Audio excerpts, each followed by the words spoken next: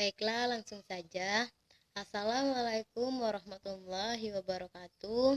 Perkenalkan, di sini nama saya Jauna, NIM 1051700481. Di sini saya ingin mencoba menjawab soal UTS yang pertama, yang pertanyaannya adalah jelaskan definisi keuangan negara, ruang lingkup, dan asas-asas pengelolaan keuangan negara.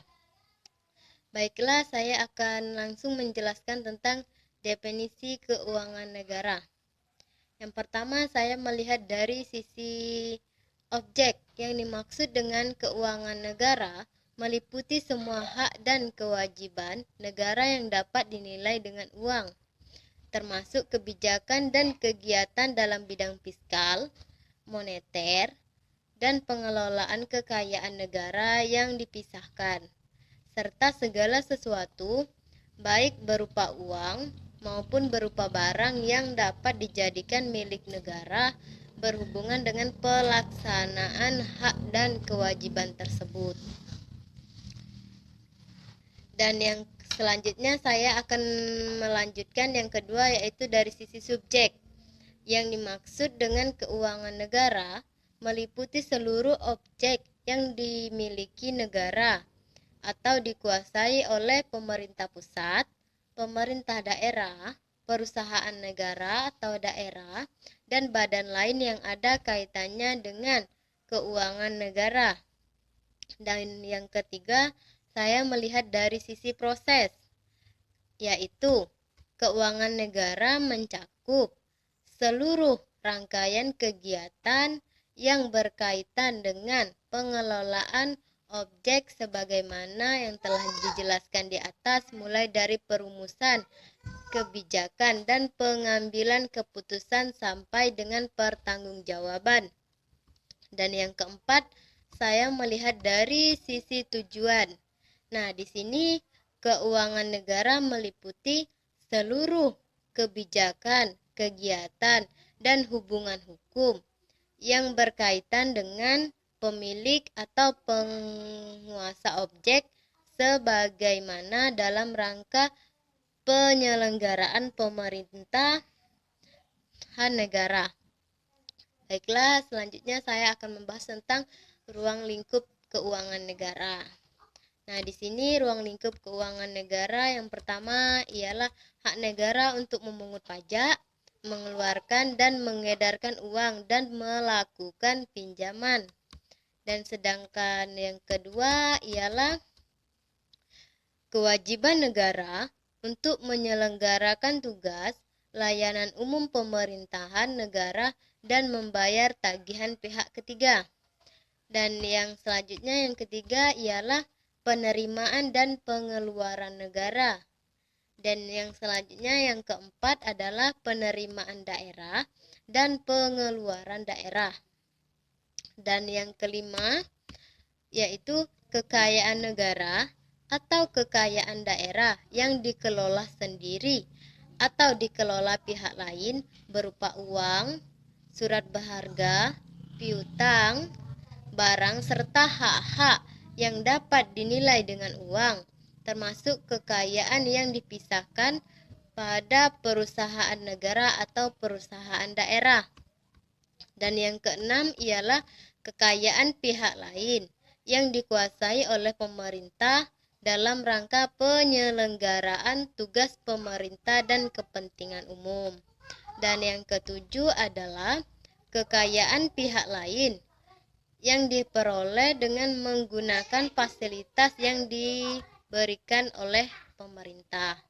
Dan selanjutnya saya akan membahas tentang asas-asas umum pengelolaan keuangan negara. Baiklah, di sini asas-asas umum pengelolaan keuangan negara yang pertama ialah asas kesatuan, yaitu menghendaki agar semua pendapatan dan belanja negara disajikan dalam satu dokumen anggaran. Dan selanjutnya yang kedua ialah asas universalitas, yaitu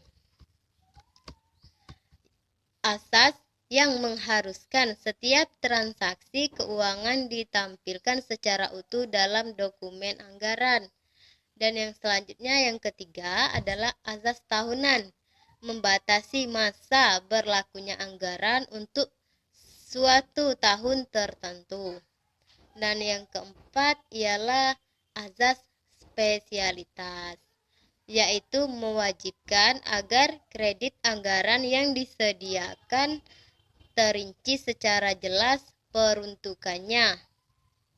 Dan yang kelima adalah azas akuntabilitas, yaitu berorientasi pada hasil, adalah asas yang menentukan bahwa setiap kegiatan dan hasil akhir dari kegiatan pengelolaan keuangan negara harus dapat dipertanggungjawabkan kepada rakyat sebagai pemegang kedaulatan tertinggi negara sesuai dengan ketentuan peraturan perundang-undangan yang telah berlaku. Dan yang keenam ialah azas proporsionalitas, yaitu asas yang mengutamakan keseimbangan antara hak dan kewajiban pengelolaan keuangan negara. Dan yang keenam adalah asas proporsionalitas, yaitu azas yang mengutamakan keahlian berdasarkan kode etik dan ketentuan peraturan perundang-undangan yang berlaku. Dan yang kedelapan adalah asas keterbukaan dan pengelolaan keuangan negara, adalah azas yang membuka diri terhadap hak masyarakat untuk memperoleh informasi yang benar, jujur, dan tidak diskriminatif tentang pengelolaan keuangan negara dengan tetap memperhatikan perlindungan atas hak asasi pribadi, golongan, dan rahasia negara. Dan yang terakhir adalah azas pemeriksaan keuangan oleh badan pemeriksa yang bebas dan mandiri, adalah azas yang memberikan kebebasan bagi badan pemeriksa keuangan untuk melakukan pemeriksaan keuangan negara dengan tidak boleh dipengaruhi oleh pihak manapun.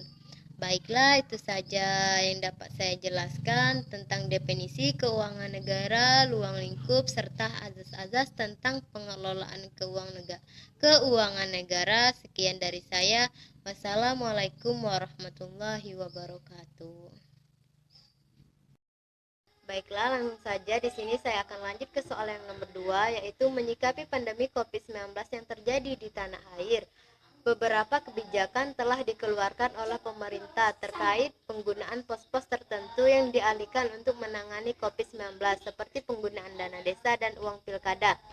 Jadi di sini dalam menangani kasus COVID-19, menurut pendapat saya sah-sah saja jika pemerintah mengeluarkan kebijakan untuk menggunakan dana desa dan uang pilkada untuk menangani kasus tersebut, karena seperti yang kita ketahui bahwa penularan virus COVID-19 ini sangatlah cepat. Seperti contohnya saja di Indonesia sudah banyak yang telah meninggal karena virus COVID-19 ini. Jadi jika uang dana desa dan uang pilkada digunakan untuk menangani kasus ini, menurut saya tepat karena butuh penanganan yang cepat dalam menangani kasus ini. Oleh sebab itu, pemerintah mengeluarkan kebijakan untuk menggunakan dana desa dan uang pilkada dalam membantu masyarakat dalam menangani kasus ini.